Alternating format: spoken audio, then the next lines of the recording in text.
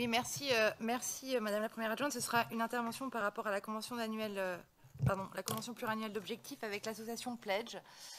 Même si notre groupe était déjà intervenu au mois de mars lorsque la délibération actant le choix, après l'appel à projet de cette association pour la gestion donc, des sous-sols du palais de l'université et donc de la gestion, on va dire, du ciel, pour redire la même chose, c'est-à-dire que nous ne sommes toujours pas certains, et de moins en moins certains d'ailleurs, que cet appel à projet va pouvoir tenir dans le temps en termes juridiques. Dire que nous n'avons toujours pas eu les informations que nous avions demandées sur le coût réel de la liquidation de la régie 2C suite à son annulation par le tribunal administratif, savoir déjà combien est-ce que la ville avait déjà dû mettre pour pouvoir compenser les licenciements qui avaient été déclarés nuls et non avenus.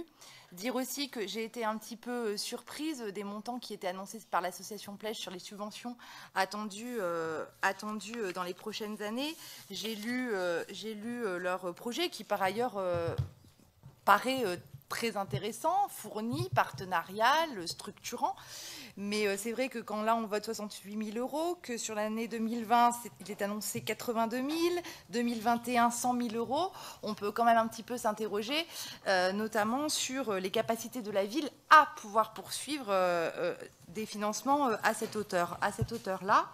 Donc du coup, on va vous demander de pouvoir faire un vote séparé parce qu'on ne voudrait pas ne pas pouvoir voter pour le reste, et notamment les compagnies de Sylvie Guillermin. Donc de pouvoir faire, on va dire, un NPPV sur Pledge et voter pour sur le reste de la délibération.